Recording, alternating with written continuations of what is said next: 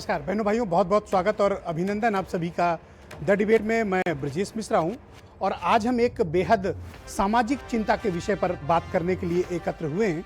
इन दिनों आप देख रहे होंगे कि उत्तर प्रदेश में अपराध चरम पर है।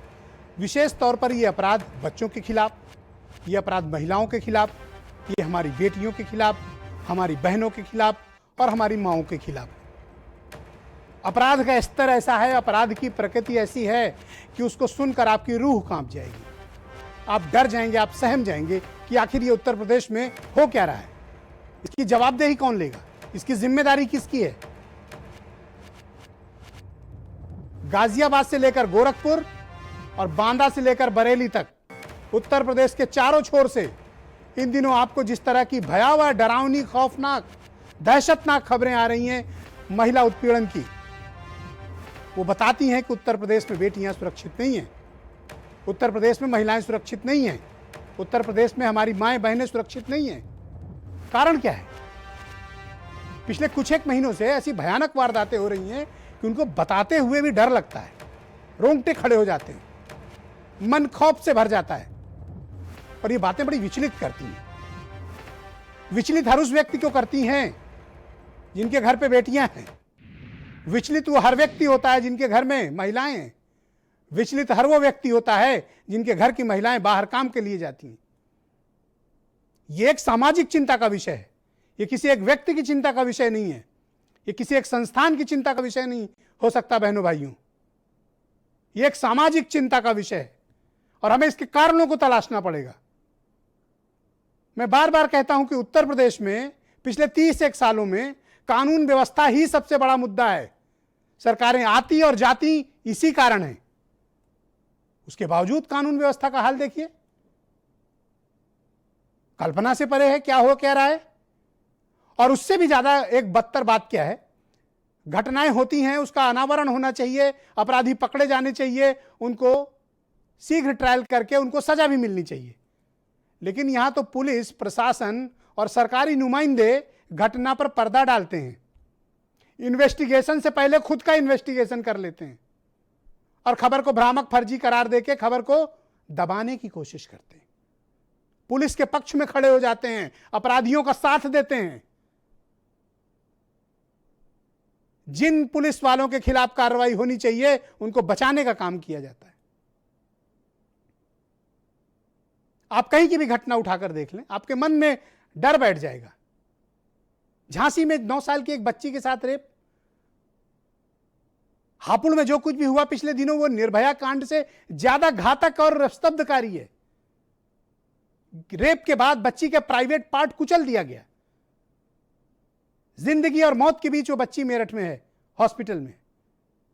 क्या हुआ भदोही में? लखीमपुर खीरी की घटना, रेप करने के बाद बच्ची को मार दिया गया, आंख फोड़ दी गई, जुबान काट ली गई और पुलिस ये बताती रही रेप के बाद मर्डर हुआ है, जुबान नहीं काटी गई। इतना असंवेदनशील कोई कैसे हो सकता है? जिम्मेदारी लेने के बजाय असमंजस का वातावरण क्रिएट करना और अपराध पर आ रही चीजों को, सूचनाओं को भ्रामक करार देने की एक पारंपरिक शैली शुरू हुई है। ये अपराधियों का हौसला बुलंद करने वाले लोग हैं जो झूठा अनावरण करते हैं पुलिस वाले, और जो इनको संरक्षण देते हैं वो समाज के दुश्मन हैं। वो हमारी आपकी माओं के दुश्मन हैं, हमारी आपकी बेटियों के दुश्मन हैं, हमारे आपके दुश्मन हैं। मुझे इस बात को कहने में कोई संकोच नहीं है। क्या पुलिसिंग व्यवस्था है? आप कंप्लेन करने जाएं, कंप्लेन नहीं दर्ज होगी। 2 दिन से जिसकी बेटी लापता है, पुलिस खोजने के बजाय यह प्रमाणित करने पर जुटी है नहीं, हत्या नहीं हुई है, डूब कर मरी है। वही एसपी भदोही का कल स्टेटमेंट दे रहे थे कि हत्या है, लाश जलाई गई है। आज कह रहे नहीं नहीं ऐसी कोई बात नहीं है, वो मैंने तो ऐसे ही बयान दे दिया था, ये तो डूब के मरे हैं। भाई बिना जांच के तुम्हें कैसे पता कि वो डूब के मरी है? तुम मौके पे मौजूद थे क्या? बिना इन्वेस्टिगेशन के तुम्हें कैसे पता चल गया कि वो डूब कर मरी है? कोई जांच की है क्या तुमने? ये स्तब्धकारी चीजें हैं। आप कहीं की भी घटनाएं उठा के देख लें, बुलंदशहर, हापुड़, फिरोजाबाद, कासगंज, उन्नाव, इतनी घटनाएं हैं कि मैं आपको गिनाऊं तो शायद पूरा कार्यक्रम निकल जाएगा गिनाते गिनाते कि महिलाओं के प्रति अपराध की उत्तर प्रदेश में क्या स्थिति है। और कोई जिम्मेदारी लेने को तैयार नहीं। और हैरत की बात यह है कि उत्तर प्रदेश का तथाकथित अपोजिशन अपने अपने घरों में दुबका हुआ है। वो आपकी आवाज नहीं उठाता, आपके हक के लिए नहीं लड़ता, आपके लिए नहीं बोलता, वो अपने घरों में दुबका हुआ है विपक्ष। क्या हो रहा है कानून व्यवस्था के नाम पर? आज राजधानी लखनऊ में एक परिवार के 3 लोग काट दिए गए, लखनऊ में काट दिए गए। ये हो क्या रहा है? इस जिम्मेदारी कौन लेगा? अब तो बीजेपी के भीतर से बगावत शुरू हो गई है। उनके एमएलए, उनके एमपी, उनके मिनिस्टर्स, क्या हो रहा है उनके साथ? थाने में बीजेपी विधायक को गिरा के दरोगा पीट रहा है। और आज बलिया में क्या दृश्य है आपने देखा? एक एसडीएम लाठी लेके जनता को मार रहा है। यह प्रशासनिक पुलिस अराजकता, पॉलिटिकल सिस्टम में जनप्रतिनिधियों को अलग किया जाना और कानून व्यवस्था के समक्ष ये चुनौती बहुत बड़ी विद्यमान है। ये लोगों के मन में डर उत्पन्न करती है। और ये वो लोगों की सरकार में हो रहा है जिन्होंने बहनों भाइयों ये कहा था न भ्रष्टाचार न गुंडाराज, अब की बार फलाने की सरकार। उनकी गवर्नमेंट में ये हो रहा है जो दिन भर ये कसीदा पढ़ते हैं कि उनकी सरकार में कानून व्यवस्था बहुत अच्छी है।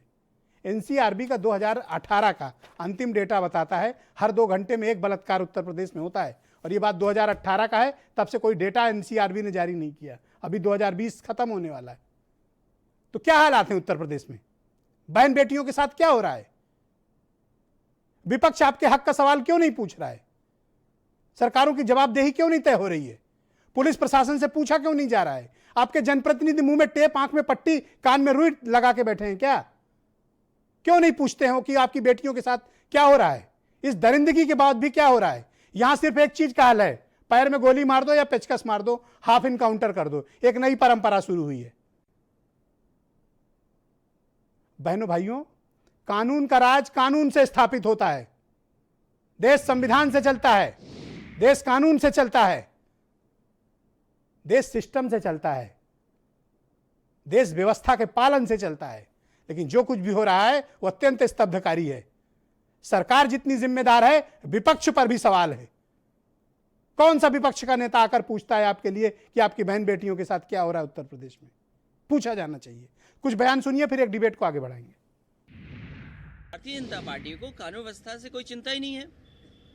भारतीय जनता पार्टी का तो ये मानना है कि ठोकों से काम चलता है। जो लोग ठोकों पे भरोसा करते हैं वो कब पुलिसिंग को बेहतर करेंगे? हापुड़ की घटना हो, गोरखपुर की घटना हो, बरेली की घटना हो, सीतापुर की घटना हो, लखीमपुर की घटना हो, जिस तरह का विभत्स घटना सामने आया है, कहीं ना कहीं उत्तर प्रदेश के कानून व्यवस्था पर एक बड़ा सवालिया निशान है। सरकार के दावे पूरी तरह खोखले हैं, किताबी हैं। दरिंदगी और हैवानियत की इंतहा है। इस तरीके की घटना हो रही है उत्तर प्रदेश में। और योगी जी बड़ी बड़ी बातें करते हैं कि साहब हमने अपराध खत्म कर दिया, अपराधियों ने उत्तर प्रदेश छोड़ दिया। तो ये कौन है जो अपराध को अंजाम दे रहे हैं? तो आज मैंने डिबेट में कुछ चुनिंदा लोगों को आमंत्रित किया हुआ है और अधिकांश आज मैंने महिलाओं को आमंत्रित किया हुआ है ताकि हम उनकी पीड़ा को समझ सकें। देश की इस आधी आबादी के साथ हो क्या रहा है, वो कितनी बेबस हैं, वो कितनी लाचार हैं। जहां पर पुरुष प्रधान सत्ता होती है, पितृसत्तात्मक सत्ता है उत्तर प्रदेश और देश की, वहां महिलाओं की कौन सुन रहा है? कौन सी पॉलिटिकल पार्टी और कौन सी एडमिनिस्ट्रेशन और पुलिस डिपार्टमेंट में उनका रिप्रेजेंटेशन है? वो कहें तो किससे कहें? अपोजिशन घर में बैठा है, या तो ट्वीट कर रहा है या मीडिया पे बयान दे रहा है। सरकार कह रही है कि राम राज्य आ गया है। तो आज समझ लेते हैं भाई क्या हुआ है। नवीन श्रीवास्तव जी हैं, भारतीय जनता पार्टी से हैं। सुची विश्वास कांग्रेस की स्पोक्स पर्सन है। नाहिद लारी खान जी समाजवादी पार्टी की नेता हैं। ताहिरा हसन जी बहुत ही जानी मानी सामाजिक कार्यकर्ता हैं। और डॉक्टर प्रीति पांडे जी मुझे ज्वाइन कर रही हैं दिल्ली से, बहुत ही जानी मानी सामाजिक कार्यकर्ता और महिला हितों की लड़ाई लड़ती हैं। और वीरेंद्र सिंह जी हमारे स्टेट हेड। मैं आप सबका बहुत स्वागत करता हूं, धन्यवाद व्यक्त करता हूं और आप सबसे निवेदन करता हूं कि कृपया बहुत ही संयमित, एक दूसरे के प्रति शिष्टाचार और सम्मान के साथ ये डिबेट की जाए। और सब लोग कृपया अपनी बारी में बोलें। जब आप अपनी बात पूरी कर लेंगे उसके बाद आपको अगर कोई काउंटर बात कहनी है, मैं वादा करता हूं कि मैं आपको समय दूंगा, लेकिन तब तक एक दूसरे के सम्मान में संयम रखें। आज इस देश की आधी आबादी पर चर्चा है बहनों भाइयों, कोई छोटी मोटी चर्चा नहीं है, ये बहुत बड़ी चर्चा है। हर घर की महिलाओं को, हर घर के पुरुष को, हर घर के बच्चे को ये डिबेट देखनी चाहिए। नवीन श्रीवास्तव जी, तब तो नारा देकर आए थे, न गुंडा राज न भ्रष्टाचार, अब की बात फलाने सरकार। ये हो क्या रहा है भाई साहब, बताएंगे कुछ? ये जिम्मेदारी कौन लेगा? नहीं ब्रजेश जी, निश्चित रूप से 2017 में जब उत्तर प्रदेश में माननीय योगी आदित्यनाथ जी के नेतृत्व की भारतीय जनता पार्टी की सरकार बनी थी, तो उत्तर प्रदेश में कानून व्यवस्था को बेहतर करना हमारी सर्वोच्च प्राथमिकता थी और हमने लगातार उस दिशा पे काम किया। आपने अभी कुछ चीज़ें कहीं कि अपराधी प्रदेश छोड़ देंगे। अपराधी जो संगठित अपराधी थे, बड़े अपराधी थे, उन्होंने निश्चित रूप से उत्तर प्रदेश छोड़ा। जेलों में हार्ट अटैक होने लगे, उत्तर प्रदेश से पंजाब की जेलों में भाग गए। बड़े अपराधी अपने जान की भीख मांगने लगे। लेकिन इधर विगत कुछ दिनों में उत्तर प्रदेश में जिस प्रकार से कुछ घटनाएं ऐसी हुई जिसमें हमारी मातृशक्ति के साथ, चाहे वो 2 वर्ष की बच्ची हो, चाहे 15 साल की हो, चाहे जो भी हो, उसके साथ जिस प्रकार से पाशविक दरिंदगी हुई, यह हम सबके लिए एक बहुत ही शर्म की बात है, अफसोस की बात है और बहुत गंभीरता से चिंतन करने की बात है। पुलिस प्रशासन की अपनी जिम्मेदारियां हैं। पुलिस प्रशासन का काम है अपराधियों को गिरफ्तार करना, उनको न्यायालय में पहुंचाना, उनके मनोबल को तोड़ना। लेकिन ब्रजेश जी, हमारी आज सारी मातृशक्ति की लोग यहाँ बैठी हैं। आप याद करिए, आधुनिक इस समय जब भी चर्चा होती है इस प्रकार की घटनाओं की, तो निर्भया केस की हम सभी लोग चर्चा करते हैं। निर्भया केस के बाद माननीय सर्वोच्च न्यायालय और नए कुछ नए कानून बने जिससे कि इस प्रकार के अपराधियों को शीघ्र दंड दिया जा सके। लेकिन जिस प्रकार से निर्भया के दोषियों को सजा मिलने में वर्षों लग गए, तो कहीं न कहीं यह चीज़ें भी ऐसी हैं जो अपराधियों के हौसलों को नहीं तोड़ती हैं। हमको आपने कहा कि जिम्मेदारी कौन लेगा? सरकार हम है तो जिम्मेदारी हमारी है, हमारी सरकार है, हम इसी आधार पे आए तो जिम्मेदारी हमारी है। हमने जहां भी इस प्रकार की घटनाएं हुई बिना किसी भेदभाव के किया। हमारे किसी नेता ने यह नहीं कहा कि बच्चे हैं गलती हो जाती है, या हमारे किसी नेता ने माँ और बेटी के साथ सामूहिक बलात्कार के आरोपी किसी मंत्री को हेलीकॉप्टर में बैठा के घुमाया। घटनाएं हुई हैं, हमने कार्रवाई की है। नहीं, आपने तो उनको प्रश्रय दिया। ब्रजेश जी, भी उदाहरण सर मैं जरा उदाहरण है जी, तसल्ली से सुने ना। आपने कहा कि नहीं, सुन ले जरा सा, एक सवाल मेरा ले लें, फिर आप तसल्ली जी जी जी। आप सत्ता में आप हैं, तकरीबन 4 साल हो गए आपको आए। 4 साल में आप कानून व्यवस्था की ये ऐसी तैसी कर रहे हैं कि आज बहन बेटियां सुरक्षित नहीं महसूस कर रही हैं। क्या क्या घटनाएं हो रही हैं दरिंदगी की, आपका पढ़ के भी कलेजा कांपता होगा। मैं जानता हूं आप एक बेहद संवेदनशील व्यक्ति हैं। नहीं, निश्चित रूप से ब्रजेश जी, देखिए कुछ जगहों पर प्रशासन, जो पुलिस के अधिकारी हैं, उनके द्वारा अपने कर्तव्य निर्वहन में शिथिलता पाई गई, लापरवाही पाई गई, उनके खिलाफ भी कार्रवाई। अगर किसी परिवार के मुखिया ने यह रिपोर्ट थाने में दी, तहरीर दी कि हमारे घर की बेटी गायब है या है, तो उस पर पुलिस को कार्रवाई करनी चाहिए। बहुत जगहों पे कार्रवाइयाँ हुई भी, बहुत जगह पे नहीं। आज ही की मैं घटना बता दूं, संभल की एक घटना थी। एक परिवार ने यह रिपोर्ट लिखाई कि बेटी और बाप दोनों का अपहरण हो गया है। 12 घंटे के अंदर बरामदगी हुई। उसके सारे कारण भी पता होंगे कि क्यों ऐसा किया गया। एक महिला का था कि वो गई थी कचहरी, वहां से क्या उसका अपहरण हो गया। बाद में पता चला कि वो विधवा थी, उसके बच्चे ये बताओ कि ये रुक क्यों नहीं रही है घटना? हैवानियत क्यों नहीं रुक रही है? रुक भी रही है।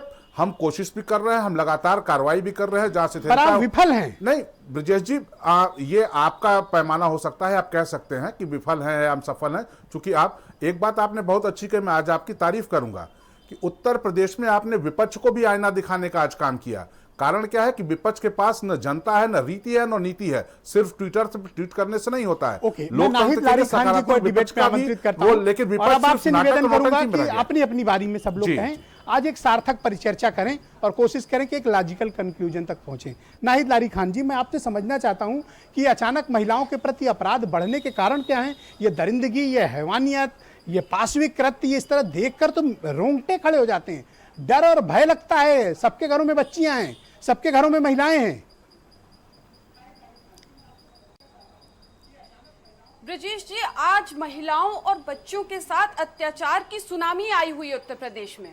आप देखिए कि महिलाएं मानव की जननी हैं और दुर्भाग्यपूर्ण है कि उत्तर प्रदेश में रोज महिलाओं को अपमानित किया जा रहा है। महिलाओं और बच्चों के साथ अत्याचार से उत्तर प्रदेश दहल उठा है। मतलब अखबारों में और न्यूज चैनल में जो खबरें आती हैं वो देखकर रोंगटे खड़े हो जाते हैं। मैं महिलाओं में आपको वास्तविकता बता रही हूँ, मेरे रोंगटे खड़े हो जाते हैं जिस तरह की घटनाएं टीवी पे देखने को मिलती है। चाहे वो भदोई का केस हो, चाहे वो लखीमपुर का केस हो, चाहे वो हापुड़ का केस हो, चाहे वो गोरखपुर का केस हो। योगी सरकार का इकबाल खत्म हो चुका है। और ये जो आपका सवाल है आपके इस पे चल रहा है कि दरिंदगों का दी एंड कब होगा, तो मैं ये बताना चाहूंगी कि जब तक ये पार्टी सरकार में रहेगी, इन दरिंदुकों का एंड नहीं होगा। महिलाएं और बच्चियां यूं ही असुरक्षित रहेंगी, क्योंकि अधिकतर मामलों में भाजपा ही शामिल है। आप देखिए जिस तरह से इन्होंने कुलदीप सेंगर और चिन्मयानंद को बचाने का काम किया, किस मजबूरी के तहत, कोई तो कमजोरी भाजपा की रही होगी कि सब मालूम होने के बाद भी निरंतर सरकार कुलदीप सेंगर और चिन्मयानंद को बचाती रही। पर ये आए तो इसी नारे से थे, न गुंडा राज, न भ्रष्टाचार, और अब की बार फलाने की सरकार, हुआ है। ये आए तो इसी नारे पे थे। ये बताते थे कि समाजवादी पार्टी की सरकार में कानून व्यवस्था नष्ट थी। अब क्या हुआ? आप एक सेकंड दीजिए मुझे ब्रजेश जी। आपसे मैं ये कहना चाहूंगी कि मुख्यमंत्री योगी जी ने कानून की रक्षा करने की शपथ ली है, और वो स्वयं उन्होंने ऐसी गैर कानूनी भाषा का प्रयोग किया, ठोको ठोको। उन्होंने ठोको ठोको का आह्वान कर दिया, जबकि उनको आह्वान करना चाहिए था रोको रोको का। रोको क्राइम, रोको क्राइम रोको। तो मैं समझती हूं अगर वो ऐसा आह्वान करते जो एक कानूनी भाषा है, तो निश्चित रूप से हम सब मिलकर, सभी लोग मिलकर क्राइम को कंट्रोल करने की कोशिश करते। नाहिद जी, अब कृपया अपनी बारी की प्रतीक्षा करें। नाहिद जी प्लीज। All right. मेरे साथ सुची विश्वास जी भी जुड़ चुकी हैं, कांग्रेस की प्रवक्ता है। मैं आपको अगली बारी मौका दूंगा, वादा करता हूं। कृपया रुक जाएं, मैं आपको मौका दूंगा, वादा आपसे। कृपया रुक जाएं। सुची विश्वास जी, बहुत स्वागत आपका। एनसीआरबी का जो डेटा है 2018 का अंतिम डेटा जो रिलीज हुआ, ये बताता है कि उत्तर प्रदेश में हर 2 घंटे के भीतर बलात्कार की एक घटनाएं होती हैं। 56,000 से ज्यादा मामले 2018 में महिलाओं के खिलाफ अपराध में पंजीकृत हुए हैं। ये तो मैं 2 साल पहले की बात कर रहा हूं। वर्तमान में जो हालात है वो रोंगटे खड़े करते हैं। बहन बेटियां माओं के साथ क्या हो रहा है उत्तर प्रदेश में। और मैं तो ये हैरानी है कि विपक्ष कहां है, किस गुफा में छिपा हुआ है, कहां छिपा हुआ है, बोल नहीं रहा है। केवल टीवी पे 2 स्टेटमेंट और 2 ट्वीट, ये जिम्मेदारी है विपक्ष की। आप ऐसे बचाएंगे हमारे देश की महिलाओं को? देखिए, एक महिला और एक मां के तौर पर जो परिस्थितियां हैं वो जनता के लिए बहुत ही डराने वाली हैं, भयावह हैं, बहुत भयभीत करने वाली हैं। और सरकार आधी आबादी को लेकर किस तरह असंवेदनशील है वो आपके द्वारा दिए गए उदाहरणों से ही स्पष्ट है। और उससे भी ज्यादा खतरनाक बात यह है कि हमारी उत्तर प्रदेश की महिला कल्याण मंत्री स्वाति सिंह जी बेटी के सम्मान में ही मैदान में आई थी और सरकार बनाने का मुख्य आधार बनी थी। और बच्चियों के साथ होने वाली लगातार इतनी घटनाओं के बाद भी उनकी असंवेदनशीलता की हद है कि 2 संवेदना के बोल भी उनके मुंह से नहीं निकलते। दूसरा, केंद्रीय महिला एवं सामाजिक कल्याण मंत्री श्रीमती ईरानी जी जो महिलाओं के सम्मान के लिए क्लेरॉन कॉल, मेक इन इंडिया और रेप इंडिया के नारे को लेकर आगे बढ़ी थी, ना उन्हें संवासिनी गृह दिखाई देते हैं, ना मादा, ना कठुआ, ना मिर्जापुर, ना कासगंज, ना संभल, ना उन्नाव, ना चिन्मयानंद, ना शाहजहांपुर, और ना लगातार होने वाली घटनाएं। तो जब आधी आबादी का प्रतिनिधित्व करने वाली पैट्रियार्कल सोसाइटी और बीजेपी और संघ की महिला नेत्रियां ही मूक और बधिर हैं, तो हम पुरुष और पितृसत्तात्मक समाज को केंद्र में रखती हुई भारतीय जनता पार्टी से न्याय संगत बात की आशा कैसे करें। दूसरा, ये जो एसोसिएशन ऑफ डेमोक्रेटिक रिफॉर्म्स और नेशनल इलेक्शन वॉच रिपोर्ट के मुताबिक 3 सांसद और 45 विधायक ऑलरेडी महिला हिंसा और रेप जैसे गंभीर आरोपों से बनने के बाद सदन और संसद में बैठे हैं। बात केवल चिन्मयानंद या सेंगर की नहीं है। माननीय प्रधानमंत्री जी आसाराम बापू का आभार व्यक्त करते हैं और खट्टर साहब जो हैं वो राम रहीम का धन्यवाद व्यक्त करते हैं। तो किशोरियों को लेकर, बच्चियों को लेकर, महिलाओं को लेकर, चाहे वो गुजरात के जेठा भाई अहिर हो, चाहे बिहार के एमएलए गुलाम यादव हो, चाहे वो गुजरात मॉडल के विजय जॉली हो, डालें तो अचानक से महिलाओं के प्रति अपराध और विशेष तौर पर छोटी बच्चियों के प्रति क्रूर अपराध, मैं इसे क्रूरता कहता हूं। ये एक तालिबानी सोच है, जिस प्रकार का आचरण और व्यवहार और अपराध हो रहा है बच्चियों के खिलाफ।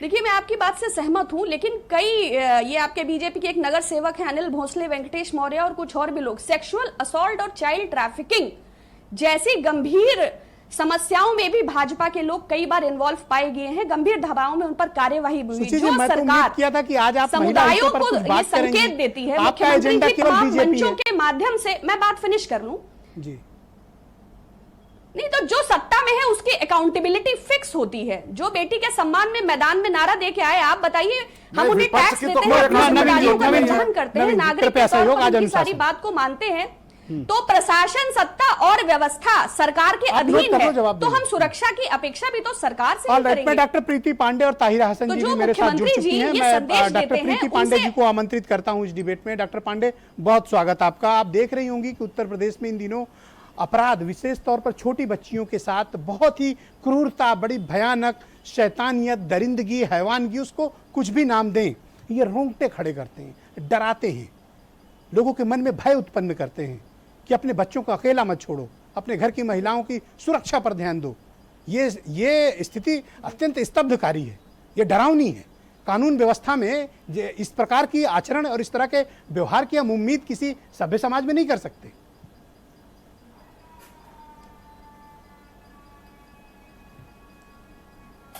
ब्रिजेश जी, देखिए, सबसे पहले अपनी बात सामाजिक कार्यकर्ता हूँ, इसलिए जहाँ यहाँ जो लोग बीजेपी, कांग्रेस, सपा, बसपा, सारे पार्टियों से जो लोग बैठे हुए हैं, मैं एक बात कहना चाहूँगी। जब डिबेट की शुरुआत हुई थी तो मुझे लगा था, और अभी भी मुझे लग रहा है, क्योंकि आपकी डिबेट जो होती है वो उसका एक निष्कर्ष निकलता है।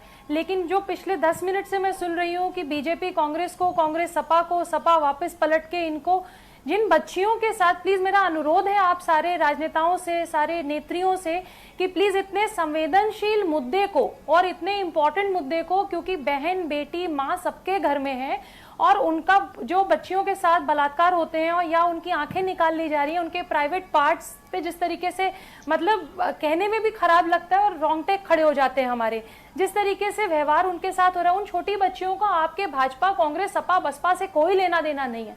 वो उस प्रदेश की बेटियां हैं, वो इस भारत की बेटियां हैं, और उनको सुरक्षित समाज देने का कर्तव्य और उनकी जिम्मेदारी बनती है। जो सरकार में है उनकी भी, ब्रिजेश जी, जो सरकार में नहीं है उनकी भी, दोनों की जिम्मेदारी बनती है। देखिए, हम लोग यहाँ दिल्ली में हैं, और मैं क्योंकि यूपी से ही आती हूँ, मैं उत्तर प्रदेश की बेटी हूँ।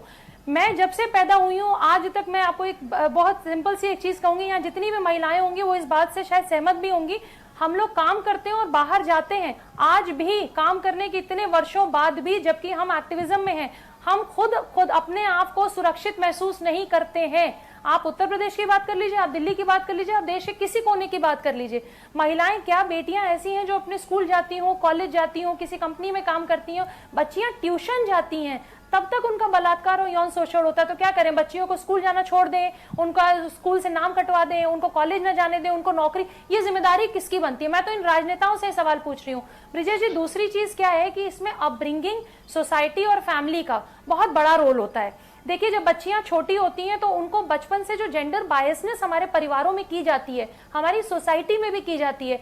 आप किसी भी अच्छे से अच्छे घर को उठा लीजिए और नॉर्मल से नॉर्मल घर को उठा लीजिए, बच्चियों और बेटा बेटी में जो फर्क है ना, वो सबसे बड़ी प्रॉब्लम है कि हम जेंडर बायसनेस से बाहर ही नहीं निकल पाते हैं। जब बेटा छोटा होता है तो हम उसको बंदूक लाके देते हैं खेलने के लिए, क्योंकि हम उसको पावर मसल्स का एहसास दिलाते हैं। बेटी जो होती है हम उसको किचन सेट लाके देते हैं। तो हम लोगों के अंदर खुद गलती है, हम खुद कमी कर रहे हैं अपने बच्चों को पालने में। और बेटा बेटी को आप बेटियों से तो पूछते हैं कि बेटा तुम 9 बजे जा रही हो, 10 बजे जा रही हो, मेरा दूसरा सवाल है आपसे, आप अपने उत्तर बेटों से भी प्रदेश तो में इन पूछिए। दिनों कानून व्यवस्था आप देखें, विशेष तौर पर महिलाओं के प्रति किए जा रहे अपराध, ये अपराध बढ़े हैं, और वो भी खौफनाक, डरावने, हीनियस क्राइम, जिसको आप कहते हैं ना डर लगता है, वो वाले क्राइम बढ़े हैं। ये मुझे चिंतित करती है, ये बात विचलित करती है, बेचैन करती है, झकझोरती है, स्तब्ध करती है। ब्रिजेश जी, जी ब्रिजेश जी, बिल्कुल मुझे लगता है कि आप उत्तर प्रदेश का जिस तरह अभी आज की जो घटना है, जो आगरा में एमडी डॉक्टर के साथ जो घटना घटी है कि उसको चाकू से वार करके उसको मार दिया गया और उसके ऊपर से गाड़ी चढ़ा दी गई, उसको जंगलों में उसकी बॉडी फेंक दी गई। एक लड़की जो डॉक्टर है, जो अपने भविष्य के सपने लेके बैठी हुई है, उसके साथ इस तरह की घटना हो जाती है। तो उत्तर प्रदेश में जो भी सरकार है वो भी और जो विपक्ष है वो भी, दोनों जिम्मेदार हैं। विपक्ष से मैं ताहिरा हसन जी को आमंत्रित करता हूं। Okay doctor Pandey, thank you. Please next उसका वेट कर लें, अगली बारी की प्रतीक्षा करें। मैं ताहिरा जी को आमंत्रित करता हूं इस डिबेट में। ताहिरा जी, इन दिनों महिलाओं के साथ क्या कुछ हो रहा है, वो मैं आपके ट्वीट्स के जरिए पढ़ता रहता हूँ, देखता भी रहता हूँ। आप बहुत कंसर्न हैं, लेकिन आप देखिए कि ये दरिंदगी रुक नहीं रही है, बल्कि दिनों दिन बढ़ रही है। और ये हमारी बहन बेटियां सुरक्षित, उनको हम कैसे करें? हमें इसकी चिंता होनी चाहिए और हमें मिलकर इसकी सामूहिक चिंता करनी चाहिए। डॉक्टर प्रीति पांडे ने बिल्कुल ठीक बात कही। नहीं, बिल्कुल सही है कि सामूहिक हम लोगों को मिलकर इसकी चिंता करनी चाहिए। जो सत्ता में है, पावर में है, जो सत्ता में नहीं है, और जो समाज है, क्योंकि कोई समाज कितना सभ्य है और कितना प्रोग्रेसिव है वो इसी से पता चलता है कि वहां महिलाओं की क्या हालत है। यहाँ महिलाओं को हम देख रहे हैं जिस तरह से, चाहे वो हापुड़ हो, चाहे लखीमपुर हो, चाहे गोरखपुर हो, चाहे बलिया हो, चाहे बस्ती हो, चाहे स्कूल हो, कॉलेजेस हो या हॉस्पिटल हो, जिस तरह से बच्चियों के साथ, महिलाओं के साथ अभद्रता, बलात्कार और जिस तरह से कृत्य हो रहे हैं, वो सिर्फ इंसानियत को शर्मसार नहीं करते हैं, वो समाज के ताने बाने को तोड़ के रख देते हैं। और ये सवाल खड़ा करते हैं कि जो हम सबसे बड़ा लोकतंत्र है, जिसपे हम फक्र करते हैं, जो संविधान से चलता है, कानून से चलता है, तो क्या अनारकी है? अब कानून का राज ही नहीं है, जिसका मन आया कानून हाथ में ले लिया। बच्चों के साथ, बेटियों के साथ, जिन्हें देवी कहते हैं, जो आदि जमीन है, जो सृजन करती है इस सृष्टि का, उनके साथ जिस तरह की कृत्य हो रहे हैं, जिस तरह के उनके साथ बलात्कार, आंख तोड़ देना, जबान काट लेना, और मेरे समझ में नहीं आता है कि क्यों नहीं। पर आप देखती होंगी ना, बिना इन्वेस्टिगेशन के उत्तर प्रदेश की पुलिस अपराधियों को क्लीन चिट देती है, अपराधियों को बचाती है, झूठा अनावरण करती है, झूठा केस खोलती है। बेटियां कैसे बचेगी? अपराधियों का हौसला उत्तर प्रदेश की पुलिस बढ़ाती है, कैसे आगे बढ़ेगी? और मैं ये भी कहना चाहती हूँ, जो अभी प्रीति ने कहा, मैं इससे सहमत हूँ कि यहाँ पर एक बहुत अहम मसला है। यहाँ पर कोई राजनीति का मसला नहीं है। देखिए, लोकतंत्र को स्ट्रेंथन ही होता है जब अपोजिशन मजबूत होता है। आप पूछिए ना नवीन जी से, यही तो आए थे नारा देके, बेटी के सम्मान में फलाने मैदान में, आपकी गुंडा राज नहीं, अब की बार तो बहुत अच्छी सरकार। और ये सरकार में बेटियों की ये हालत है। नहीं, बिल्कुल सही। बेटी पढ़ाओ, बेटी बचाओ, तमाम नारा दे के आए थे रवीन जी।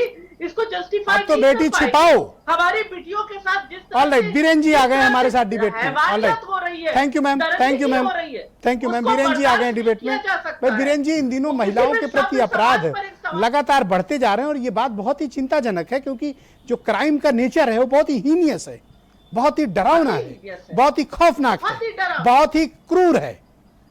बिल्कुल ठीक कह रहे हैं। आज मैं अपनी बात ऐसे शुरू करूंगा कि वो शाख है न फूल, अगर उस पर तितलियां न हो, और वो घर भी कोई घर है जहां बेटियां न हो। तो औरतों को जो है वो कभी हारती नहीं है स्त्री, उसको हराया जाता है। समाज क्या कहेगा ये कहकर बचपन से डराया जाता है। लेकिन हमारे देश में नारी का सम्मान बहुत समय से रहा है और बहुत महत्व रहा है उसका, बहुत ऊंचाई पर रही है, क्योंकि वो दो दो घर संभालती है। उत्तर प्रदेश एक बड़ा राज्य है, क्राइम यहाँ पर एक बड़ा मुद्दा रहा है, और भारतीय जनता पार्टी को वोट इसीलिए दिया गया था कि समाजवादी पार्टी गुंडागर्दी करती थी, बच्चियों और महिलाओं के साथ घटनाएं होती थी, सांप्रदायिक दंगे हो रहे थे। बीजेपी ने कहा हम ये सब खत्म करेंगे, हमको वोट दो, हम सरकार शुद्ध चलाएंगे, बेहतर चलाएंगे, अपराधियों को सजा देंगे और तबादलों और पोस्टिंग में भ्रष्टाचार नहीं होगा, कोई एसपी डीएम किसी अपराध करने वाले को न बचा पाएगा और गलती पाए जाने पर बचेगा नहीं। लेकिन आज सब इसका उल्टा हो रहा है। लोगों को उम्मीद थी कि योगी के मुख्यमंत्री रहते ये पुलिस वाले अपराध को मिनिमाइज नहीं कर पाएंगे। अब तो बलात्कार भी हो जाता है तो ये कहते हैं कि वो अपने आशिक के साथ भाग गई थी। कोई लड़की घर से गायब हो जाएगी तो उसके लिए तमाम बदनामी के आरोप लग जाएंगे उसको ढूंढने के बजाय। और आजकल फर्जी वीडियो बना के भेजे जाते हैं, फर्जी वीडियो भेजे जाएंगे, फर्जी नैरेटिव गढ़ा जाएगा, घटना को मिनिमाइज किया जाएगा, मीडिया को झूठा साबित किया जाएगा, पुलिस वाले और थाना अध्यक्ष सही साबित होंगे। उनके लिए तरह तरह के वीडियो शासन से लेके जिले से लेके सब जगह अधिकारी लगे हैं, वो उनको संचालित करेंगे। पर आप तरह-तरह देखते की होंगे कि चीजें हर बार पेश अपने ही करेंगे। फ्रॉड में ये लोग फंस जाते हैं। कल देखिए एक बस को जिस तरह से अपहरण हुआ और जिस तरह से कहा गया कि श्री राम फाइनेंस कंपनी पर उसका फाइनेंस वाले उठा के ले गए हो, बाद में उसने खुलासा कर दिया। आगरा की पुलिस बेनकाब हो गई, झूठ पकड़ गया। मतलब मूल क्राइम पर आप काम नहीं करेंगे। बलात्कार, हत्या, महिलाओं पर अत्याचार करने पर अगर आप घटना को छोटा कर देंगे, झूठा बताएंगे, तो अपराधी के हौसले और बुलंद होंगे। यूपी बहुत बड़ा राज्य है, सबसे ज्यादा इस प्रदेश में अगर क्राइम बढ़ जाए, नेशनल रिकॉर्ड ब्यूरो में आ जाए तो आने दो, लेकिन जो असली अपराधी है अगर उसको एक बार पकड़ के जेल में डाल दिया, उस पर कार्रवाई कर दी, तो आने वाले कई सालों में बड़े बड़े क्राइम रुक जाएंगे। बिल्कुल, बहुत अच्छी बात कही आपने। लेकिन यह आंकड़ा ना बढ़ने पावे, घटना चाहे जितनी बढ़ जाए, अत्याचार बेटियों पर चाहे जितना हो जाए। जिसके घर की बेटी की 6 साल की बच्ची के साथ बलात्कार होता है, उसके माँ बाप जीते जी मर जाते हैं, सामाजिक रूप से भी वो टूट जाते हैं। सरकारें तमाम तरह की गाल बजा के आगे निकल जाती हैं। वही एसपी रहता है, वही थाना अध्यक्ष रहता है और वो सरकार को कन्विंस कर लेता है। यही लोग सरकार के ताबूत में कील ठोकते हैं, क्योंकि जनता टोटलिटी में वोट देती है और वो पूछेगी कि ये आप बात दूसरे अभी से समझ में अलग नहीं क्यों आएगी हैं? ना वीरेंद्र जी, ये बात अभी कैसे समझ में आएगी? देखिए, अगर ये बात समझ में आई होती तो मायावती के हाथ से सत्ता क्यों जाती, अखिलेश यादव की सत्ता क्यों जाती, मुलायम सिंह मुख्यमंत्री की सत्ता क्यों जाती? देखिए, ये बात जिन ऐसे नहीं दरिंदों समझ ने में आती। दरिंदी की है जिन बेटियों के साथ, अगर उनकी चीख नहीं सुनेगी सरकार, हमारे जो हुक्मरान आज बैठे हैं सत्ता में वो नहीं सुन पाए, तो ये दुर्भाग्य इस प्रदेश का और साथ साथ हम सब का। और सियासत का जो होगा वो तो जनता फैसला देगी 5 साल पर, लेकिन कुछ ऐसे कष्ट होते हैं जिनको आने वाली पीढ़ियां भोगती हैं। अधिकारी अपनी लूट में अपनी कुर्सी बचाने के लिए सरकार को इतना ना गुमराह कर दे कि सरकार सही और गलत का फैसला न कर पाए। कानून की आंख पर पट्टी बंधी है, उसको साक्ष्य चाहिए, लेकिन सरकार को साक्ष्य की जरूरत नहीं है। उसके पास जिलों में संगठन है, उसके कार्यकर्ता हैं, उनसे फीडबैक ले सकती है। नहीं, पर सरकार की आंख में ब्यूरोक्रेसी की पट्टी चढ़ी है ना, और कान में ब्यूरोक्रेसी की रुई ठूसी हुई है। देखिए, कैसे सुनेंगे 3 वो मामले ऐसे हैं जो मैं बताऊंगा जिसमें एसपी के खिलाफ कार्रवाई हो जानी चाहिए थी, नहीं हुई। हापुड़ में बच्ची का बलात्कारी आज तक नहीं पकड़ा गया, 6 साल की बच्ची के साथ रेप हुआ। लखीमपुर में जीप तक काट डाली गई रेप के बाद। भदोही की घटना आज ही आप देख रहे हैं चल रही है। ये तीनों जिलों के एसपी को सरकार को निलंबित कर देना चाहिए, क्योंकि ये जनता की सेवा के लिए भेजे गए हैं। ये सरकार को संतुष्ट करने के लिए और सरकार के अफसरों को संतुष्ट करने के लिए नहीं है। सरकार की साख तो बट्टा लगा ही रहे हैं ये लोग। ये जिले में जाके भ्रष्टाचार करेंगे और झूठ बोलेंगे कि नेता उनसे गलत करने के लिए दबाव डलवाते हैं, और खुद तबादले के पहली रात 1 करोड़ रुपया लूट लाएंगे। अब आप ये तो डकैत हैं। देखिए, इस सरकार में बहुत सारी चीजें बदली हैं, जो लोग सोचते थे उसका उल्टा हुआ है जी। लेकिन ये पुलिस वालों के भी तो अपने परिवार हैं, बेटियां हैं, इनके घर में चोरियां होती हैं, इनके यहाँ भी एक्सीडेंट होता है, पुलिस वालों के परिवार के साथ भी बलात्कार की घटनाएं होती हैं, और अपने ऊपर जब बीतती है तब इनको दर्द का एहसास होता है। जी वीरेंद्र जी, ये देर से होता है। जी ब्रजेश जी, हमारे यहाँ कहा गया है कि जिंदगी में उस पर कभी अत्याचार मत करो जिसके पास फरियाद करने के लिए रब के सिवा कोई ना हो। वाह। तो हमारी बेटियों के पास रब के सिवा और कोई नहीं है। अगर इन पर अत्याचार करोगे तो ईश्वर नहीं माफ करेगा। लोग कहते हैं गांव में कि तुम वो हो जाओगे जो सफ़ेद दाग वाला होता है, तमाम सारी शराब दिए जाते हैं। अब वो मैं खुल के नहीं कह सकता, लेकिन हमारे समाज में भेदभाव है। फिर भी आज मैं बेटियों के सम्मान में 4 लाइन पढ़ूंगा। आपका आदेश है, जल्दी खत्म करूंगा। बोए जाते हैं बेटे, उगाती हैं बेटियां, और खाद पानी बेटों को लहलहाती हैं बेटियां, और एवरेस्ट की ऊंचाई तक ठेले जाते हैं बेटे, और बिना रुके बिना थके चढ़ जाती हैं बेटियां। और कहते हैं बेटे और रोती हैं बेटियां, रुलाते हैं बेटे और रोती हैं बेटियां, खाद पानी बेटों को और लहलहाती हैं बेटियां। नवीन जी, उम्मीद है कि आप ये सुनकर ज़रूर भावुक हुए होंगे और आप एक संवेदनशील व्यक्ति हैं और आज आपने बड़ा शिष्टाचार भी दिखाया और अनुशासन भी दिखाया। बहनों भाइयों, एक छोटा सा ब्रेक लेंगे, ब्रेक के फौरन उस पार आएंगे और इस डिबेट को आगे बढ़ाएंगे।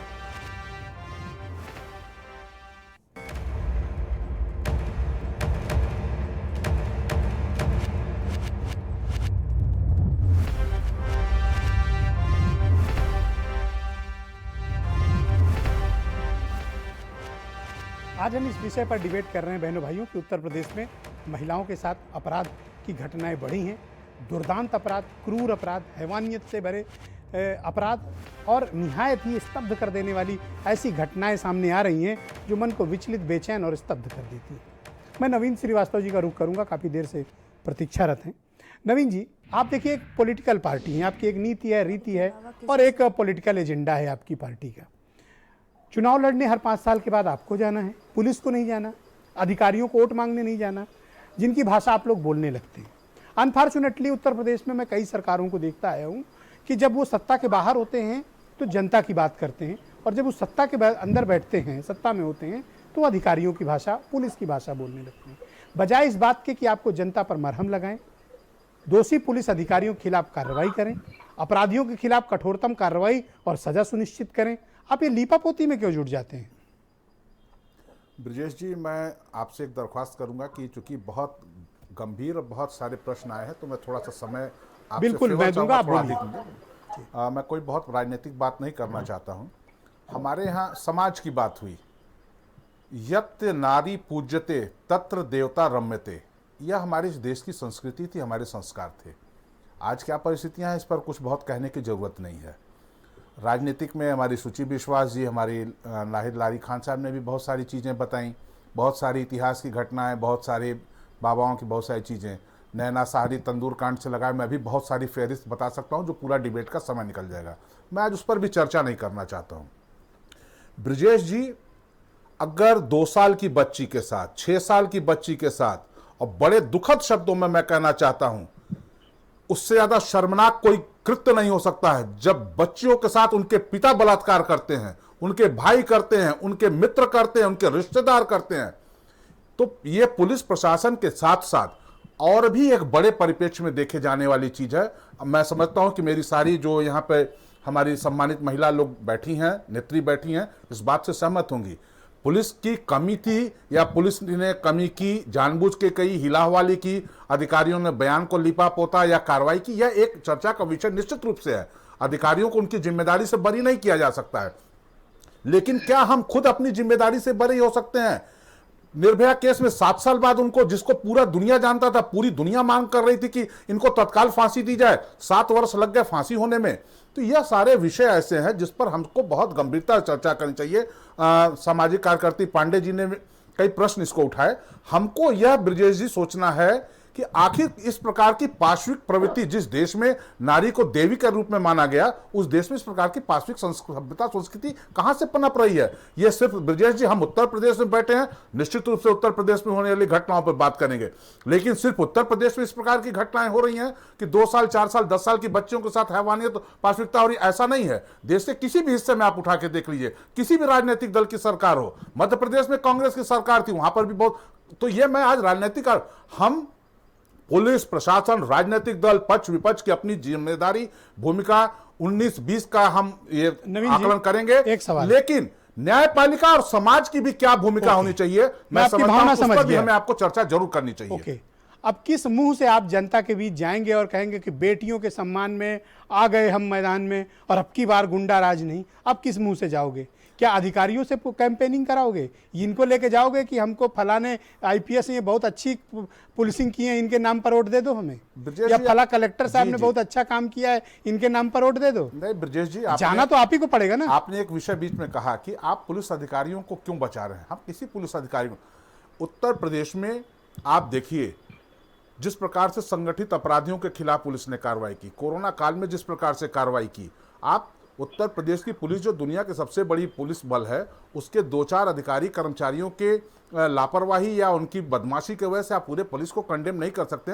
पुलिस ने जो अच्छे काम किए हमने उसकी तारीफ भी की, और जिन पुलिस अधिकारी कर्मचारियों ने काम नहीं किया, सर एक मिनट, एक सेकंड सर, मैं आपकी बात सुन रहा हूं। जिन पुलिस अधिकारी कर्मचारियों ने अपने कर्तव्य का निर्वहन नहीं किया, हमने ना उनके खिलाफ FIR दर्ज कराई, उनको गिरफ्तार करके जेल भी भेजा। हम वो आप ये बताइए ब्रजेश जी, 500 से अधिक डिप्टी SP से लगाए नीचे तक के अधिकारियों को हमने अनिवार्य सेवानिवृत्ति दी। उस समय भी बहुत हाय तबाह मचा कि आप ये क्या कर रहे हैं, नौकरी दे नहीं रहे हैं और लोगों को बर्खास्त कर रहे हैं।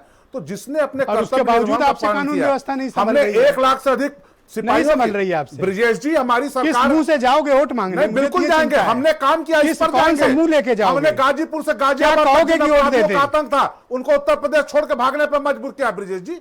लेकिन कुछ घटनाएं हुई हैं, अगर हमने कार्रवाई नहीं की हो, हमने ब्रजेश जी आप भी इस बात को मानेंगे कि हमारी सरकार में अपराधी की जात, अपराधी की पार्टी, इतना विचलित क्यों? एक सवाल तो लो, कार्रवाई होती है। एक सवाल दे, ऐसा नहीं है कि हम कार्रवाई में भेदभाव करते हैं कि ये फला जाति का कार्रवाई नहीं होगी, हमारी पार्टी का कार्रवाई नहीं होगी। ओके, आप देखिए पुलिस लीडरशिप की अगर हम बात करें, आप पुलिस लीडरशिप में DGP हेडक्वार्टर से लेके थानों तक देख लीजिए, आप चीफ सेक्रेटरी से लेके डिस्ट्रिक्ट कलेक्टर्स तक देख लीजिए। आप महिलाओं के साथ पोस्टिंग में जिस प्रकार का भेदभाव करते हैं ना, जिस दिन आपने ये भेदभाव खत्म कर दिया, उस दिन मैं आपको चुनौती और दावे के साथ कह रहा हूं कि महिलाओं के प्रति होने वाले अपराध कम ना हो जाएं, तब आप मुझसे बात करना, बशर्ते उनको उनका हक मिले, उनको उनकी तैनाती मिले। एक महिला SP, एक महिला प्रिंसिपल सेक्रेटरी, एक महिला कप्तान, एक महिला DSP जिन मामलों को ज्यादा संवेदनशीलता से देख सकती है बजाय पुरुष के। जिस दिन आपने उसको सत्ता में हिस्सेदारी देनी शुरू कर दी, प्रशासनिक पुलिस व्यवस्था में हिस्सेदारी शुरू कर दी, आप देखिए DGP हेडक्वार्टर में आप महिलाओं को पोस्टिंग कहां देते हैं? वीमेन सेल में डाल देते हैं। क्यों भाई? वो STF में क्यों नहीं जा सकती? ब्रजेश जी बिल्कुल, वो ATS में क्यों नहीं जा सकती? बिल्कुल जा सकती है। जिलों में कलेक्टर क्यों नहीं बन सकती? भेदभाव करते हो महिलाओं के साथ ज्यादा पुलिस, और फिर कहते हो कि ब्रजेश जी बेटियों के सम्मान में। अरे क्यों सरकारों को और विशेषकर पुलिस प्रशासन को आपसे बेहतर तो मैं नहीं समझता कोई पत्रकार जानता है। आप उदाहरण देख लीजिए कि कितनी महिला पुलिस अधीक्षकों की हमारी सरकार में। नाहिद लारी खान जी को आमंत्रित करता हूं। एक बात बता दीजिए, अंतिम में मैं आपसे प्रश्न पूछ रहा हूं, आप मुझसे प्रश्न पूछे, मैं आपसे प्रश्न पूछ रहा हूं। सवाल का जवाब जनता पार्टी की सरकार ऐसी है जिसमें DGP पद उसको दिया गया जो वरीयता क्रम में श्रेष्ठ था, जो काबिल अफसर था। 13वें नंबर के जावेद उत्तर प्रदेश जानता है, पूरा उत्तर प्रदेश जानता है। DGP नहीं बना, आज इसका वक्त नहीं है, वरना चाहे हितेश चंद्र आपको 24 कैरेट का जवाब से मिलेगा। जो सीनियर आप जानते हैं कि मुझे सब पता है, बनाया है। आप जानते हैं लैंगिक भेदभाव नहीं करते हैं, ये वक्त नहीं है आज के आधार पर आज मैं आप व्यक्तिगत डिबेट में कि आप महिला तो आपको नवीन भाई देंगे, महिला नहीं देंगे। हम आप व्यक्तिगत डिबेट में ना फंसे, किसी दिन अलग से चर्चा कर लूंगा, आप भी बताना, मैं भी बताऊंगा, और मैं उदाहरण के साथ आऊंगा। नाहिद लारी खान जी, मैं आपसे समझना चाहता हूं कि भाई इन्होंने तो कहा था कि बेटियों के सम्मान में फलाने जी मैदान में, अभी किस मुंह से जाएंगे वोट मांगने? देखिए, मैं ये कहना चाहूंगी ब्रजेश जी कि अभी यहाँ अधिकारियों की ये लोग बात कर रहे थे, पुलिस की चूंकि बात हो रही थी, तो उस पर मैं अपनी बात रखना चाहूंगी कि अधिकारियों से कई CM रहे हैं जिन्होंने अच्छे से काम लिया है, सख्त बात भी की है, लेकिन अपमानित नहीं किया है। इसलिए ऐसे CM जो है सरकार जो है चलाने में सफलता से उन्होंने सरकार चलाई, जैसे अखिलेश यादव जी, चौधरी चरण सिंह जी, ND तिवारी जी, श्रीमती मिश्रा जी, कमलापति त्रिपाठी जी, मुलायम सिंह यादव जी। लेकिन आज ऐसे भी CM हैं और रहे भी ऐसे CM हैं जिन्होंने अधिकारियों को अपमानित करने का काम किया है, इसलिए वो सरकार सही से नहीं चला पा रहे। जैसे योगी जी, आप देखिए जी, आप बोले आप देखिए जिस तरह से उत्तर प्रदेश में महिलाओं और बच्चों के साथ अपराध की घटनाएं बढ़ रही हैं, लेकिन अपने 3-3.5 साल के अब तक के कार्यकाल में योगी जी ने जरूरत ही नहीं समझी कि महिलाओं और बच्चों के साथ जो अपराध हो रहा है उस पर मीटिंग करके कार्रवाई कर लें। अब जब चला चली की बेला आई है तो उन्होंने एक नया बाल और महिला विभाग का गठन कर दिया है, सत्ता से दूरी जनता को बहकाने के लिए, जनता को भ्रमित करने के लिए। दूंगा, अंत में समय बोल लेना। देखिए नवीन जी, जब आप बोल रहे थे मैं नहीं बोल रही थी, और अगर आप ऐसा करेंगे तो मैं तो बहुत बोल सकती हूँ। नहीं, कोई बात नहीं, नो प्लीज, कृपया सहयोग। नाहिद जी बोलिए, नाहिद जी बोलिए। आप लोगों के पास ओके, अब जब चला-चली की बेला आई है तो इनको ये फर्जी आंकड़े लेकर आ गए हैं और महिला बाल विभाग लेकर आ गए हैं। और मैं ये भी कहना चाहूंगी कि योगी जी, जब तक योगी जी प्रदेश के मुख्यमंत्री हैं तब तक यही हाल रहेगा, प्रदेश में महिला और बच्चों की स्थिति ऐसे ही दयनीय रहेगी। और इसका तो सबसे अच्छी बात यह है कि योगी जी को अपनी जन्मस्थली वापस चले जाना चाहिए। यूं भी भारतीय संस्कृति में जन्मस्थली का बहुत महत्व है और उत्तराखंड अरे की कांग्रेस चीजों को भी राज अगर है, विश्वास जी, योगी नेता भी जन्मस्थली चली जाए। सुचिर विश्वास जी, कांग्रेस को भी राय नहीं दीजिए, दोनों लोग जन्मस्थली इटली वापस चली जाए, उनको राय नहीं देंगी। बुला रहे योगी जी को, तो ये वक्त मौका अच्छा है, योगी जी वापस जाए अपनी जन्मस्थली। आपकी जनता, आपको भी जनता वापस सफाई कर रही है। ओके, धन्यवाद, जनवादी आपके लिए आप दोनों का धन्यवाद, बहुत शुक्रिया। अब लखनऊ में ठिकाना बहुत नहीं धन्यवाद, मिलने वाला है। बहुत बहुत धन्यवाद, धन्यवाद, धन्यवाद। सुचि विश्वास जी, महिलाओं के प्रति अपराध को हम कैसे रोकें, क्या तरीके अपनाए जाएं, क्या टैक्टिस अपनाई जाए, पॉलिसीज क्या लाई जाएं? हम एक कंस्ट्रक्टिव डिबेट की तरफ बढ़ रहे हैं, कुछ सुझाव दीजिए आप। देखिए, दो महत्वपूर्ण बातें कहूंगी।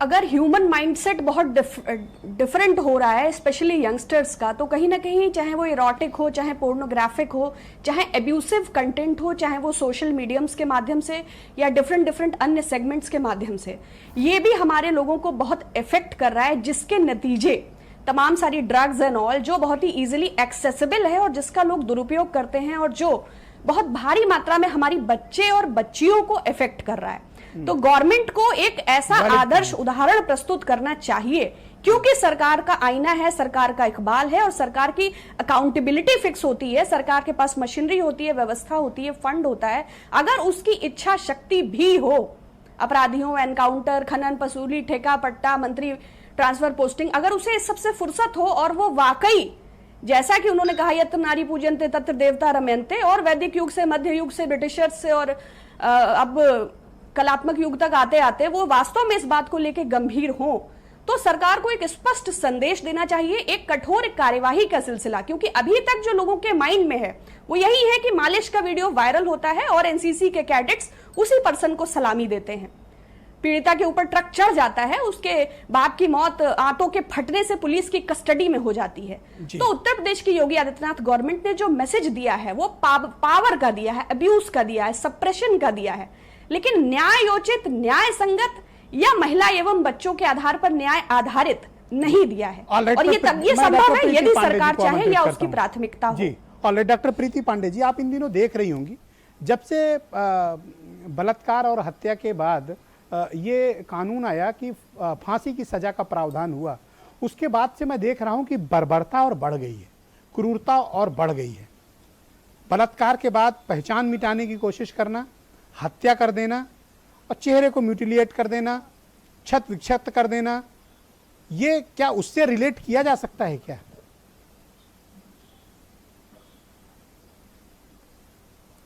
हाँ, बिल्कुल किया जा सकता है ब्रिजेश जी, क्योंकि सबसे पहले तो इनको सबूत मिटाना होता है। किसी भी बच्ची या किसी भी महिला, लड़की, औरत के साथ जब ये हो रहा है तो वो बलात्कार या यौन शोषण के बाद वो पूरी कोशिश करते हैं कि उसका चेहरा कुचल दिया जाए, उसका गला काट दिया जाए, उसको मार दिया जाए, कुछ भी ऐसा कर दिया जाए जिससे वो जिंदा नहीं बचे।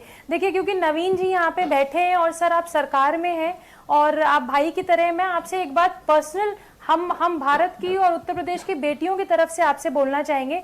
सर, जब तक बेटियों की, महिलाओं की भागीदारी पूरे प्रदेश में आप लोग नहीं करेंगे, और उत्तर प्रदेश के साथ साथ सारे प्रदेश के सरकारों को ये अधिकार होता है कि वो विधानसभा में इस तरह के कानून लाके वो पारित कर सकते हैं और महिलाओं की भागीदारी बढ़ा सकते हैं। ब्रिजेश जी, आपने डिबेट के दौरान बिल्कुल सही बात कही थी और मेरे दिल के और मन के बहुत करीब है वो बात। आपने कहा था कि महिलाओं को एसपी और कलेक्टर की पोस्टिंग होनी चाहिए। जब तक महिलाओं की भागीदारी विधानसभा से लेके आम सड़क की नौकरी तक नहीं करेंगे, महिलाएं हर जगह नहीं दिखेंगी, तब तक ये सब चीजें काबू में पाना मुश्किल है। एसपी डीएम रहने पाए, अगर 2 महीने कोई लेडी कलेक्टर रह गई या एसपी कलेक्टर एसपी रह गई, जान की दुश्मन, पूरी बीजेपी उसकी जान की दुश्मन बन जाती है। जब तक ट्रांसफर नहीं करा देते तब तक पीले रहते हैं। मैं ऐसे 10 उदाहरण दे दूं कर देंगे, और नवीन जी जानते हैं, ये आप बता दें, डीजीपी हेडक्वार्टर में बता दें, अगर महिला आईपीएस है, सीनियर है, तो जो इनकी जी हुजूरी करे, जो सरकार की जी हुजूरी करे, जानते हैं उसको कहाँ रखते हैं? इसके लिए वीमेन सेल बनाए हैं जी। वीमेन सेल में आईपीएस रहेगी महिला जी। क्यों भाई? वो एटीएस क्यों नहीं चला सकती? वो एसटीएफ क्यों नहीं चला सकती? वो किसी ब्रजेश जी, शहर की महिला कप्तान सब- के लिए वुमेन सेल में और मुजफ्फरनगर और मेरठ के एसएसपी रहेगी, क्यों नहीं बन सकती? लेकिन बड़े सेल केस में काम नहीं में करेगी। आपने कहा कि महिलाओं की संवेदना को एक आप महिला बोलने अधिकारी दोगे अच्छे ना तरीके डॉक्टर से पांडे समझ को? सकती है। आपको तो भाई विमेन कहा सेल है में महिला उन्होंने? अधिकारी की क्यों नहीं आपको पोस्टिंग भाई होनी कहा है चाहिए? उन्होंने, आप अब उनको ही नहीं बोलने दे रहे हो। नवीन जी, डॉक्टर मेरा पांडे देखिए बोलिए। सवाल सिर्फ ये है कि विधानसभा में 33% का आरक्षण महिलाओं के लिए, नवीन जी 33% का आरक्षण महिलाओं के लिए आप उत्तर प्रदेश में 3 साल हो गया। मेरा विनम्र निवेदन है, आपके साथ साथ जो कांग्रेस और सपा के प्रवक्ता बैठे उनसे भी विनम्र निवेदन है कि आप लोगों की सरकार जहां जहां है, आप इस तरह के कानून लेके आइए जहां मिनिमम, वैसे तो हम 50% है, हम आधी आबादी है देश का, लेकिन आप 33% ही आरक्षण के मैं तहत तो कहता हूं महिलाओं की 33% के भागीदारी हर पद राज्य में करें। पुलिस उत्तर प्रदेश की प्रशासन बात हो में, रही तो सुनिए उत्तर प्रदेश में क्योंकि योगी सुनिए जी की डॉक्टर प्रीति सरकार है, पांडे, आपकी मेरी सरकार है, अपील आप है, प्लीज उसको करिए। मैं अपील करता हूं कि पुलिस प्रशासन में हायरार्की के हर लेवल पे 33% पद कलेक्टर के, एसपी के, थानेदार के, डीएसपी के, secretary, principal secretary, DGP, DG, ADG, IG, DIG level के पद 33% आरक्षित किए जाएं और उस पर महिलाओं को बिठाया जाए और फिर देखिए समाज में बदलाव अगर ना आए तब आप मेरा नाम बदल नहीं दीजिए। ब्रजेश जी, आएगा बदलाव। ब्रजेश जी बताइए ताहिरा जी, क्या मैं गलत कह रहा हूं? मैं जवाब दे दूं। ताहिरा हसन महिलाओं को जी, किनारे मैं जवाब दे दूं। अंत में टाइम सेकंड पोस्टिंग उनको दी जाती है। बताइए ताहिरा और जी। ब्रिजेश जी एक लाइन से हाँ, ऐड करना चाहूंगी, just wait। ये जो थाने में एसओ बैठते हैं, एसएचओ बैठते हैं, प्लीज इनको बहुत ज्यादा तमीज सिखाने की जरूरत है। वो ना सीखेंगे मैम, वो कहाँ सीखेंगे, वो आपको सिखा दें। ताहिरा जी बोलिए, मैंने गलत अपील की क्या? मैंने सही अपील की कि नहीं? 33% पुलिस प्रशासन के पद, सरकार के पद महिलाओं को दीजिए और फिर देखिए कि समाज बदलता है कि नहीं। मैं देखिए, मैं फिनलैंड का उदाहरण देता हूँ, मैं नॉर्वे का उदाहरण देता हूँ, मैं न्यूजीलैंड का उदाहरण देता हूँ। महिलाओं को क्यों नहीं टिकट देती? मेरा सवाल है, 33% टिकट भी अपनी महिलाओं को क्यों नहीं देती पॉलिटिकल पार्टी? इतना दर्द है तो दे। पंचायती राज में देखिए 50% जब आरक्षण हुआ तो उससे बहुत फायदा हुआ। जो हमारी महिलाएं गांव में पानी भरने जाती थी, जो सारा कष्ट सहती थी, जो झेलती थी, क्योंकि वही करती थी, वो बहुत सी चीजों में चेंज लाई क्योंकि वो उसको झेल रही थी, उन्हें पता था कि क्या प्रॉब्लम्स है। तो महिलाएं जब आगे आएंगी डिसीजन मेकिंग आप में आएंगी, बताइए उस कि अगर टेबल पे 33% बैठेंगी, पद जहां पुलिस decision प्रशासन होगा, में, तो जाहिर है वो 33% बेहतर पद काम करेंगी। पुलिस प्रशासन में, प्रशासन ताहिरा में जी, भी आए, अगर महिलाओं के लिए politics रिजर्व में कर भी दिए आए। जाएं तो समाज बदलेगा कि नहीं बदलेगा, व्यवस्था बिल्कुल बदलेगी नहीं बदलेगा बदलेगी? और बिल्कुल बदलेगा। और ब्रजेश जी, पहली बात है, निर्भया के बाद जो मजबूत कानून बना था, जस्टिस वर्मा कमेटी गठित होने के बाद, हम सब महिला संगठन के लोगों ने उसमें अपने इनपुट दिए थे, बहुत मजबूत कानून आया था। उसका इम्प्लीमेंटेशन ठीक से हो जाए तो इसको रोका जा सकता है। कन्विक्शन रेट जब तक नहीं बढ़ेगा, देखिए ओके ब्रजेश जी, कभी भी नाहिद जी 10 सेकंड में आप बताइए कि अगर महिलाओं को 33% पुलिस प्रशासन में रिप्रेजेंटेशन दिया जाए, समाज बदलेगा नहीं बदलेगा? 10 सेकंड ओनली। बिल्कुल बदलेगा। ओके नाहिद जी। बिल्कुल बदलेगा, निश्चित रूप से Decision बदलेगा। making लेकिन चूंकि सारी Bhajpa Tahira ji please wait, Tahira ji please Bhajpa wait, सरकार महिला ताहिरा जी विरोधी है। आप देखिए सपा सरकार ने 1090 विमेन पावर लाइन बनाई, एक प्रभावशाली पावर लाइन बनाई, महिला सशक्तिकरण के लिए बनाई, लेकिन भाजपा ओके, सरकार सुची ने विश्वास उसको जी, भी सुची विश्वास जी, कर दिया। 10 सेकंड में आप बताइए देखिए, मैडम, और ये महिला शक्ति को कमजोर करने क्या के लिए पुलिस ही प्रशासन किया। में सभी पदों पर 33% महिलाओं की पोस्टिंग हो तभी ये अपराध रुकेंगे महिलाओं के खिलाफ, हाँ या ना? राष्ट्रीय स्वयंसेवक संघ का पैरेलल संगठन राष्ट्रीय सेविका समिति 1936 में गठित हुआ। आज जबकि देश के राष्ट्रपति, उपराष्ट्रपति, ढेर सारे गवर्नर, मुख्यमंत्री, उप मुख्यमंत्री संघ के प्रचारक हैं, तो राष्ट्रीय सेविका समिति की एक भी महिला पूरे देश में भाजपा का इतना प्रचंड स्वरूप होने के बाद भी नीति निर्धारण या डिसीजन मेकिंग में नहीं है। तो जो पैट्रियार्कल सोसाइटी में मनुस्मृति के 5वें अध्याय को लेकर चल रहे हैं, वो एसओ और एसएचओ महिला बनाएंगे, ये मजाक है, ये काल्पनिक है। 33% आरक्षण पुलिस प्रशासन में महिलाओं को पदों पर मिले, एग्जीक्यूटिव पोस्ट पे, साइड पोस्टिंग नहीं। मैं बिल्कुल होना चाहिए, बिल्कुल। ये लोग क्या करते हैं, महिलाओं को जो सेकंड लाइन कर दे रहे हैं, साइड लाइन कर दे रहे हैं, उसका नतीजा है कि ये सिर्फ नारों के साथ रह जाएंगे। बेटियों, महिलाओं की सुरक्षा अगर करनी है तो आप 33% का आरक्षण पुलिसिंग में भी दीजिए। ऑलराइट, नवीन जी गो अहेड, फाइनल। ब्रजेश जी, 1 मिनट टाइम। महिलाओं की, बच्चियों की स्थिति कैसे बेहतर हो, आपका ये एक सुझाव जो है एक अच्छा एक है, लेकिन यह विभिन्न उन उपायों में से है जो हमें लागू करना चाहिए। 1/3 पद, बड़े पद महिला पुलिस अधिकारियों के लिए रिजर्व कर दिया जाए, लेकिन आईपीएस के चयन में इस प्रकार का कोई नहीं होता है कि 1/3 पद महिलाओं के लिए रिजर्व हो। अगर महिलाओं की जितनी संख्या उसी के हिसाब से उनकी पोस्टिंग हो पाएगी। रही बात उत्तर प्रदेश में, एक मीरा यादव को छोड़ के बता दो कोई चीफ सेक्रेटरी रही हो महिला। सर सुन ले जरा। एक महिला डीजीपी का नाम बताओ उत्तर प्रदेश में, एक कमिश्नर पुलिस का नाम बताओ, ब्रजेश भाई, एक प्रिंसिपल सेक्रेटरी होम का नाम बताओ महिला। ब्रजेश भाई सुनेंगे आप जरा ना। देखिए, उत्तर प्रदेश में लखनऊ और नोएडा 2 जगह जब हमने पुलिस कमिश्नरी शुरू की तो ये हमने सुनिश्चित किया कि महिलाओं के ग्रीवेंसेस के लिए कम से कम एक महिला पुलिस अधिकारी जो स्पेशल इस सेल के लिए रहे, वो हमने हर जगह किया। आपका सुझाव अच्छा है, लेकिन उस अनुपात में महिलाओं का, लड़कियों का चयन भी होना चाहिए जो 1/3 हो सके।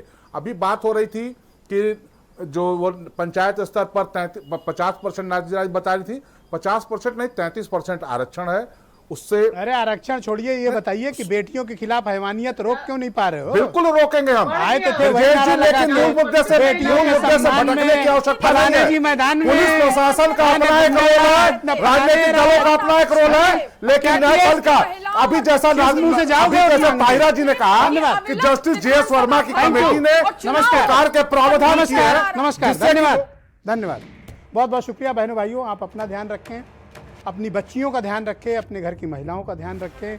माहौल इस वक्त ठीक नहीं है और ईश्वर न करे कि कोई घटना दुर्घटना हो, क्योंकि ये पुलिस नैरेटिव बदलने की मास्टर है, लीपापोती करने की उस्ताद है।